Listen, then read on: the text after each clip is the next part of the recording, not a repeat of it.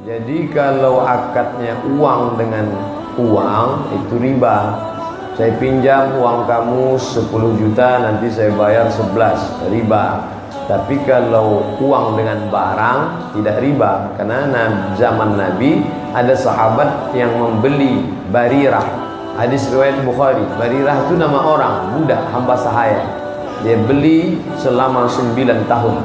Begitu juga mereka beli gandum secara kredit, cicilan, baik bitaksid namanya. Nah, jadi kaedahnya uang dengan uang riba, uang dengan barang tidak riba. Adapun orang-orang yang terkait dengan riba itu 4. La'anallahu akilar riba. Allah melaknat orang yang makan riba. Wa mukilahu, yang diberi makan riba. Wa katibahu, pegawai pencatat administrasinya. Wa syahidaihi, orang yang menjadi saksi transaksi itu. Kulluhum sawa, semuanya mereka sama dapat riba. Bahaya riba ada 5, bukan batasan, hanya sekedar sampel. Yang pertama, la yaqumuna illa kama yaqumul ladzi yatakhabbathu syaitanu minal mas.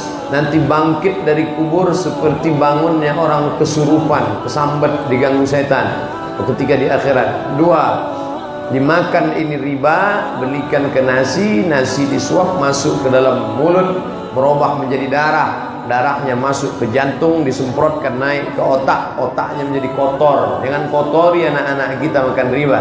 Nasiyatin kadzibatin khati'ah, ubun-ubun jahat, pelaku dosa, karena selalu kena darah haram.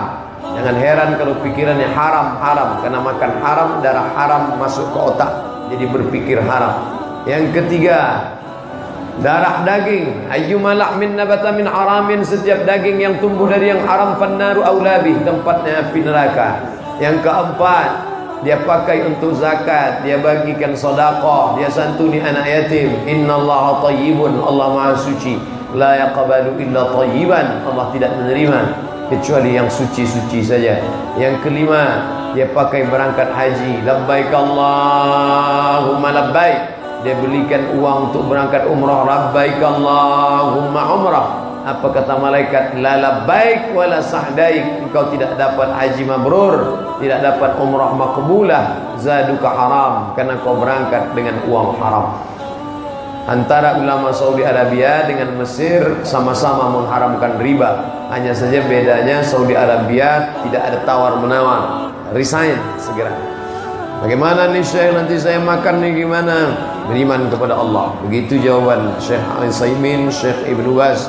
Tapi kalau ulama Mesir, diantaranya Syekh Yusuf Al-Qaradawi, kalau engkau dalam kesulitan, maka ini darurat. Pilih mati atau makan riba. Kau makan riba daripada mati, tapi sementara dapat yang lain. Tetap berusaha cari peluang kerja sehingga bisa keluar dari riba ini. Mohon kepada Allah setulus hati, ya Allah, aku masih makan riba, anak istriku aku beri makan riba, aku mohon mudahkan rezeki, berikan kelapangan supaya aku keluar dari tempat ini. Itu bagian dari jihad kita, hijrah kita. Dulu sahabat Nabi dari Makkah ke Madinah, kita dari riba kepada non riba. Wallahu a'lam. Doa pagi, Allahumma adina fi man hadait wa afina fi man afait. Doa tak dikabulkan Allah. Kenapa tak dikabulkan? Karena lidah makan riba. Anak hijau, masih muda, dikasih minum teh, dikasih makan nasi, dikasih lontong sayur, dikasih makan, tapi dia makan riba.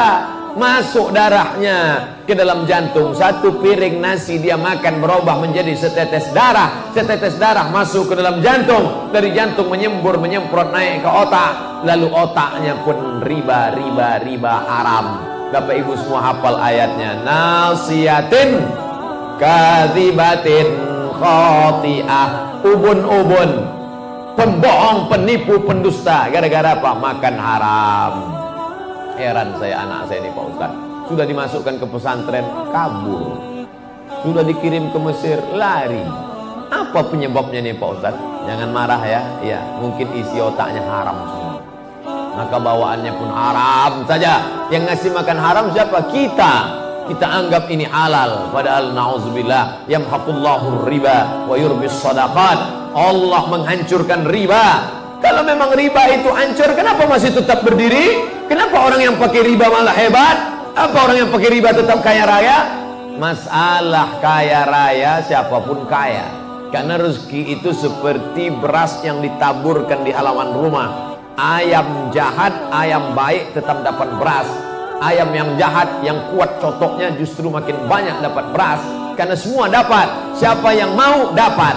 Tapi tidak ada barokah. Itulah namanya duit hantu dimakan setan. Gak ada barokahnya sama sekali. Padahal kita selalu minta barokah. Sampean Arab lu ngonang di Arab ngalap barokah. Allahumma inna nas'aluka salamatan fid din, agamanya selamat, wa afiatan fil jasad, badannya sehat, wa ziyadatan fil ilmi, ilmunya nambah. 4, wa barokatan, ada barokah dalam rezeki. Makanya kita mesti mengalihkan ini ke Islamic Bank, bank syariah yang murni muamalat, yang masih dalam divisi. Ada BSM syariah, ada BRI syariah, ada BCA syariah, tapi nggak lama, cuma 16 tahun. Kalau sanggup berdiri dia misahkan diri, kalau nggak dia wajib ditutup menurut undang-undang. Kalau kita semuanya bersemangat, maka akan terbentuklah murni. Dia sekarang menuju syariah, menuju syariah. Ustadz di mana sekarang? Menuju Jogja. Sudah sampai Jogja? Belum. Yang menghidupkannya siapa? Kita. Yang membunuhnya juga kita. Jangan sampai nasibnya seperti kerakap tumbuh di batu, hidup segan mati tak mau. Siapa yang membunuhnya? Kita. Gara-gara omongan kita, gara-gara keyakinan kita. Oleh sebab itu maka ustadz-ustadz mesti lagi memberikan pencerahan. Dia juga mesti mendapatkan pengetahuan yang benar. Semua konvensional Pak Ustadz. Muamalat pun konvensional. BCA syariah konvensional. Itu cuma namanya aja syariah. Beda syariah sama konvensional nggak terlalu banyak Pak Ustadz. Paling cuma 3. Yang pertama pegawainya pakai jilbab. Yang kedua masuk pakai assalamualaikum. Yang ketiga salaman akad. Bedanya nggak ada. Bunga juga. Yang ini namanya bunga, yang ini namanya.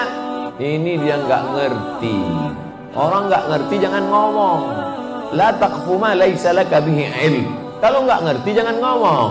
Inna sam'a pendengaran, wal basar penglihatan, wal fuad hati, kullu ulaika kana anhu mas'ula. Semua akan disoal, semua akan ditanya di hadapan Allah Subhanahu wa taala. Ayat-ayat dan hadis yang berbicara tentang riba semua sepakat menuju pada satu kesimpulan yang sama. Haram riba. Ya, kalau bicara tentang riba jelas haram. Quran surah kedua misalnya Al-Baqarah ayat 275. Paling kanan sebelah atas. Quran surah kedua ayat 275. Menyerupakan orang pelaku riba dengan orang yang sedang kesurupan. Artinya ada yang salah dalam dirinya. Bukankah orang kesurupan itu banyak salahnya? Kata-katanya meracau, tindakannya kacau dan sebagainya. Itu bahasa kiasan. Seakan-akan orang riba itu banyak salah dalam dirinya. Makannya salah, gerakannya salah, macam-macamnya salah. Karena ingat, kalau sesuatu yang haram masuk ke dalam diri seseorang, menyebar lewat darah, maka semuanya ini akan punya konsekuensi yang maaf, tidak mudah. 1, dia akan menutup pintu-pintu kebaikan dalam dirinya. Misal, masuk ke telinga, Quran surah ke-6 ayat 25. Wa fi adhanihim waqra, di telinganya akan berbentuk sumbatan. Menyumbat, bukan gak bisa dengar. Karena yang haram, yang jelek itu nutup, yang baik ketutup. Jelek lawannya baik. Kalau yang jelek masuk, yang baik gak akan masuk, Pak.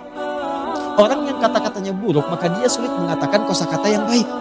Sama dengan orang yang terbiasa berkata yang baik, maka dia sulit menemukan kosakata yang buruk.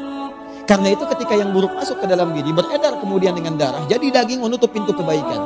Makanya jangan heran, orang-orang yang kemudian tertutup pendengarannya untuk mendengarkan kebaikan, maaf, kalau yang jelek-jelek cepat masuk. Tapi yang baik susah.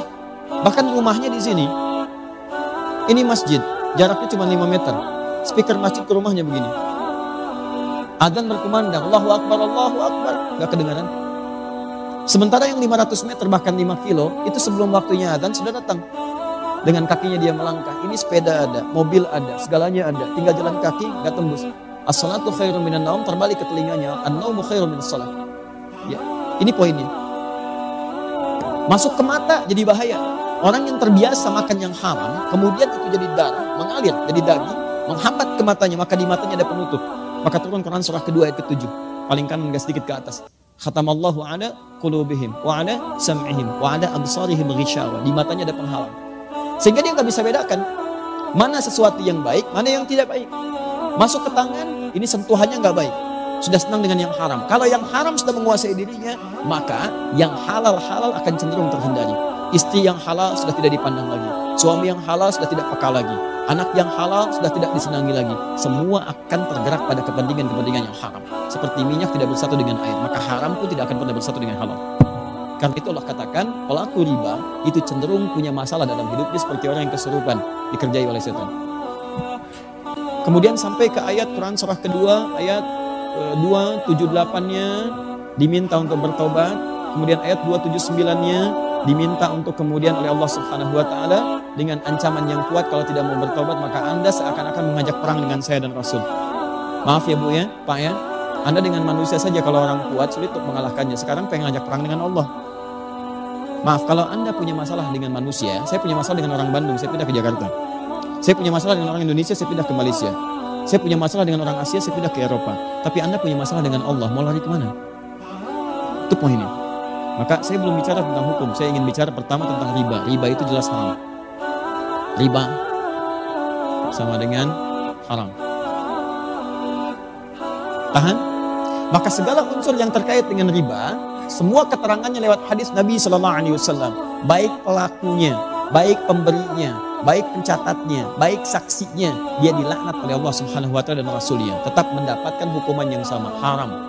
Ini baru riba. Saya mau terangkan hukum dosa dulu. Nah, setelah itu baru kita masuk kemudian kepada pertanyaan. Ada bank konvensional tadi disebutkan. Di antara kemudian tautannya dengan jasa yang digunakan oleh notaris, boleh jadi ada kemitraan yang tersangkut paut dengan bank konvensional. Apakah setiap turunan dari transaksi bank konvensional menghasilkan riba? Itu pertanyaan yang pertamanya. Satu, apakah kemudian kalau ini menggunakan jasa bank konvensional termasuk dalam kategori riba pula? Itu kemudian yang mesti kita jawab. Lihat baik-baik. Riba jelas haramnya. Bank konvensional memuati suatu hukum yang di dalamnya mengandung unsur riba. Bunga yang telah ditetapkan sebelumnya. Kemudian dia bisa bertambah. Bahkan lebih fatal daripada jahiliyah. Saat jahiliyah itu jatuh tempo, baru kemudian kalau tidak bisa bayar bunga berlaku. Bank konvensional sebelum jatuh tempo sudah dituliskan. Sekian. Bahkan dia bisa bertambah. Itu jelas riba. Tahan sebentar.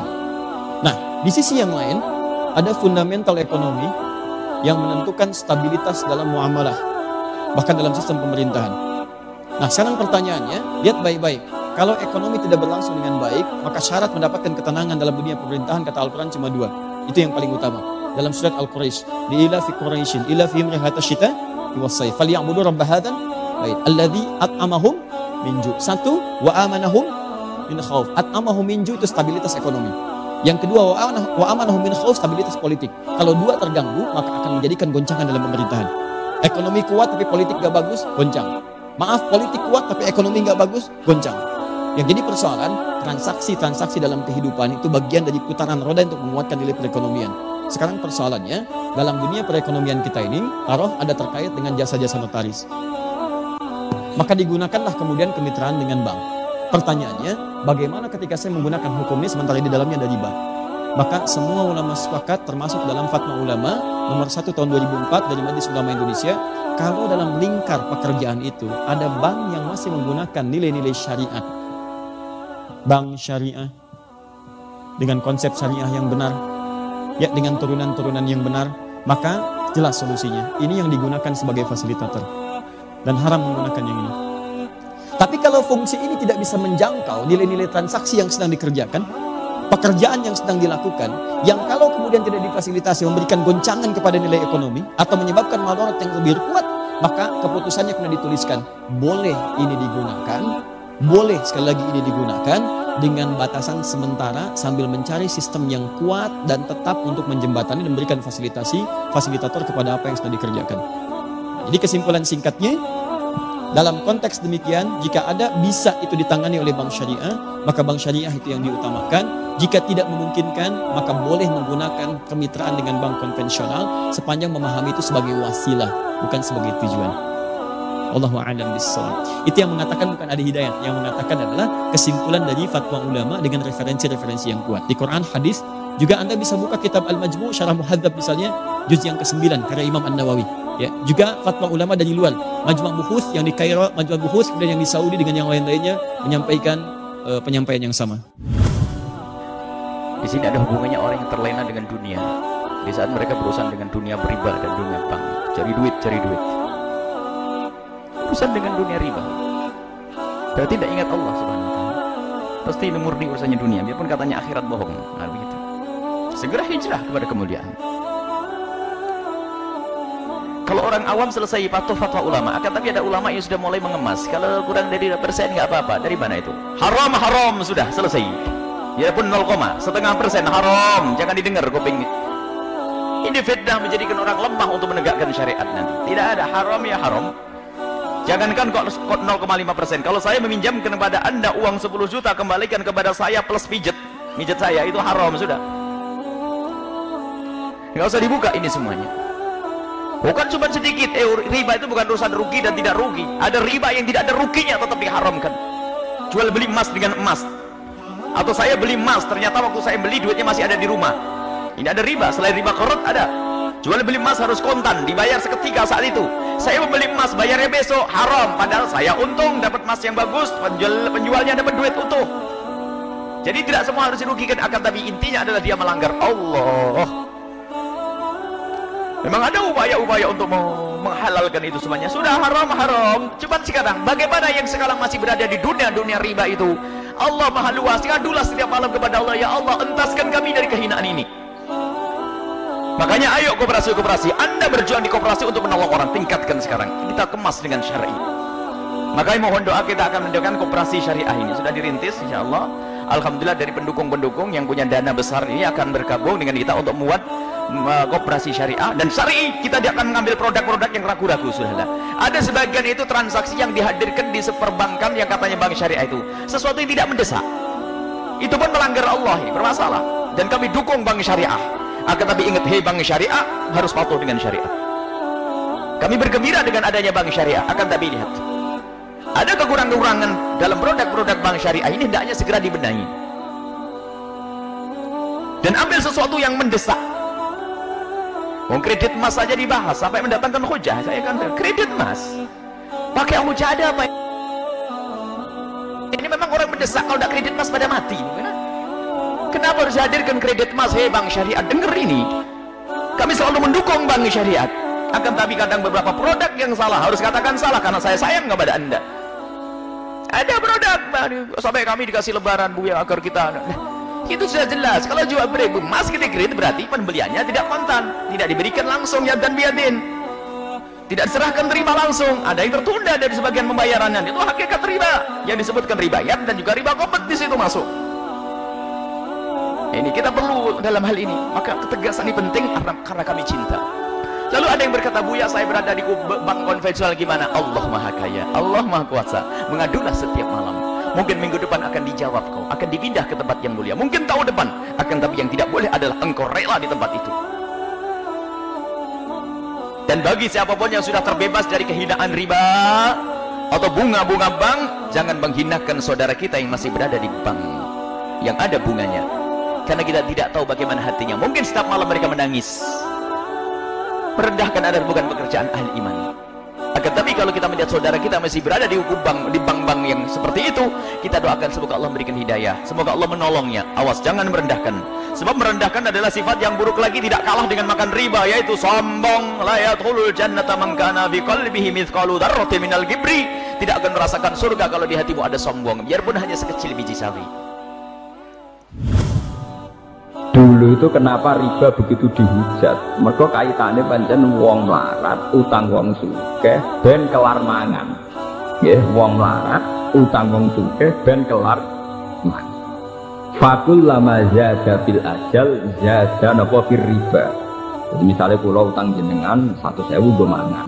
Janjine seminggu bayar, jebule ra iso bayar, ditambahi bungane 120, nanti 140. Intinya itu terus riba begitu dihujat pangeran. Wong ngutangi wong melarat kok arep-arep dibungani, itu rak meref kere. Wong kere kok diper. Bareng bank diwalik, wong melarat malah ra iso utang bank. Ini syarat utamanya nganggo jami. Sing utang wong sugih. Bareng kiai ini diterang. Dados bank duit negara, Mbah. Nggih, duit negara. Jumlahnya miliaran triliunan niku sing saged utang tiang-tiang juga. Terutama Cina-Cina niku. Lah niku nak jenengan haramno nganggo bunga.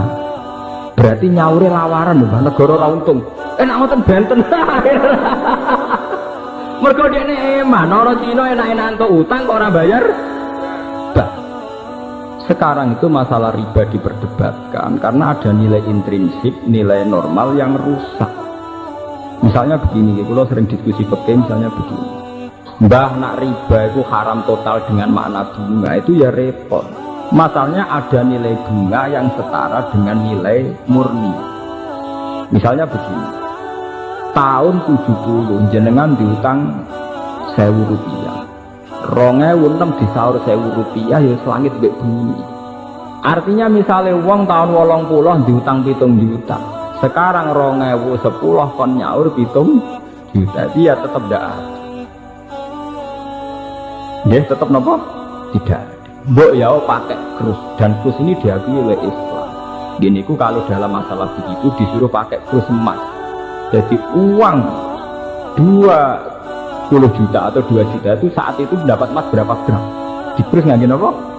Emas. Nah sekarang kalau 2010 ya emas itu berapa? Nah coba dalam masalah kayak gini terus kamu samakan dengan riba dengan arti bunga ini kan beda sekali. Itu kan penyusutan faktor deflasi, faktor pengurangan nilai uang.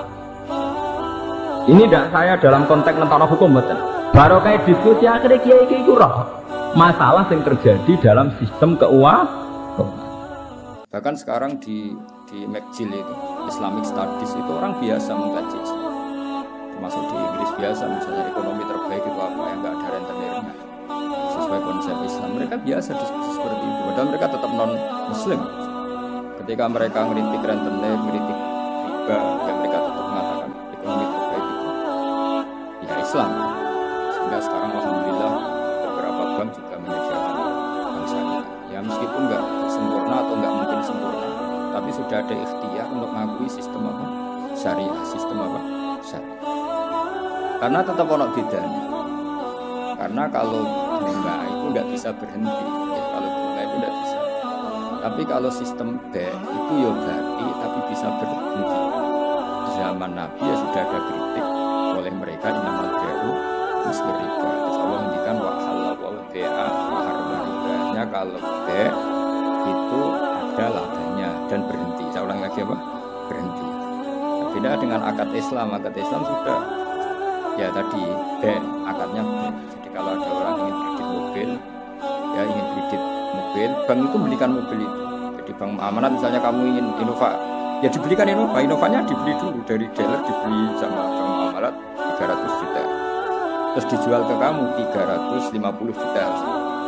Paham ya? Terus kamu sanggupnya bayar, nyicil. Tapi tidak akan melangkahi itu. Makanya nggak akan melangkahi itu. Wong dia ngambil 50 juta hanya sebagai laba. Dan nanti kalau kamu tidak bisa ngunasin ya dibatalkan. Terus uang kamu dikembalikan. Ya, tapi kalau riba kan nggak apa. Semakin nggak bisa nyorong lah itu. Jadi atafam mutu apa itu beda.